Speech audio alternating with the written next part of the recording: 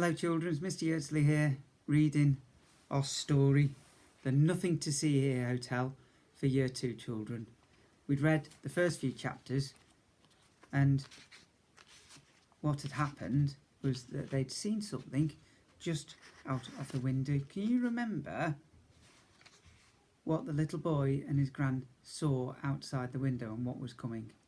Something was riding something, I think, wasn't it? Yeah. Have a think. Remember the dark picture? Goblin riding a crow, wasn't it? We'll start with chapter 5. Quick. I leapt down the tower steps, 2, then 3 at a time. Down and round the corner, down and round the corner, down and round the corner. Come on, Frankie, I huffed to myself as I sprinted. My brain started racing. The storm outside was getting worse. It looked like something from my real-life adventures of Captain Plank books. What if the goblin messenger gave up and flew away? I wasn't about to miss out on the chance of some real excitement. Only brilliant things happened by Goblin Post. I reached the door at the bottom of the tower steps and barged through it without checking if anything... Before I could stop myself, I ran straight into Nancy, the hotel cook. She screamed with fright and toppled backwards onto the carpet, waggling her legs in the air, all 8 of them. This is probably a good time to tell you that Nancy is a giant spider. And I mean a really giant one. An Orkney brittleback, to be precise. She's the last of her kind and has been working at the hotel ever since it opened. If Nancy stands on her back legs, her head touches the ceiling, and she can easily reach all the way across the kitchen to grab the salt and pepper when she's cooking at the stove. So she's a whirlwind when it comes to making food for lots of guests. Don't think Big Scary Spider for a moment. Monster movie though. There's nothing monstrous about Nancy. It's also pretty hard to find her scary when she speaks with a Scottish accent and wears spectacles, a flowery apron, fluffy slippers on her 4 back legs, and has a bluish purple perm. Perm is a curl. Let's have a little look at her. There she is. There's Nancy. Oh, Frankie, she said. I don't think I'll do an accent. I'm not very good at Scottish accents. Blinking all 8 of her eyes at me. Where are you off to in such a hurry? No time to explain, I puffed. All I could think about was getting to Mum in reception and letting the Raven and its goblin rider into the hotel. I was still so far away. There were about a squillion hallways and staircases between me and the ground floor. Storm! Raven! Goblin!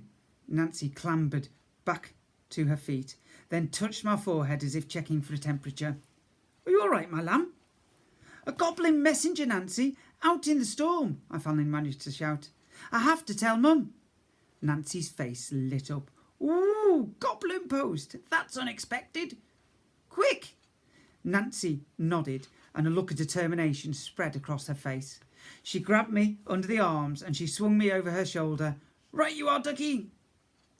With that, Nancy raced along the top floor hallway with me clutching tightly to her bristles. I loved riding on Nancy's back. There aren't many things that can outsprint an Orkney brittleback. She click-clacked down the corridor like an 8-legged rocket, sometimes running right up the wall and across the ceiling to avoid guests that were coming and going from the bedrooms to see what all the excess noise was about. Excuse us, Nancy shouted as we ran past Madame Macready, an ancient banshee who she checked in yesterday. The poor old thing screamed in shock so loudly that all the light bulbs down the corridor exploded. In no time at all, we had reached the top of the great spiral staircase that wound its way straight down through the middle of the hotel to the reception hall on the ground floor. Here we go, Frankie, Nancy huffed over her shoulder. I squinted my eyes and gritted my teeth as she started leaping down the stairs, 10 steps at a time. We'll be there in a jiffy. As we rounded the next bend of the great staircase, I spotted Lady Leonora Grey wafting her way up the steps towards us. Usually she haunts Hampton Court Palace, but every summer she takes a break from the scaring tourists and comes to haunt the hotel instead. Ghosts are so weird. They don't need rooms or beds or toilets. Instead, they rent stairs to wander up and down, moaning to themselves. Not much of a holiday, if you ask me. Woe is me, Lady Leonora shrieking to herself. Despair! Watch out, I shouted.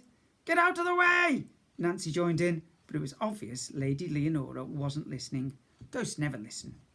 They're too busy wailing and gnashing their teeth to pay attention to other people. Even a boy riding a giant speeding spider. Fine, Nancy grunted, and without bothering to slow down, she ran straight through Lady Leonora. I love running through ghosts.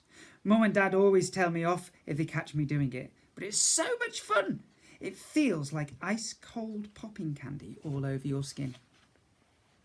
Do you mind? Lady Leonora screeched as she vanished behind us. How rude! We were nearly halfway down the great staircase now, but I'd already spotted more guests in the way as we rounded the next curve. A family of impalumps were hobbling up the way stairs, dragging their suitcases behind them.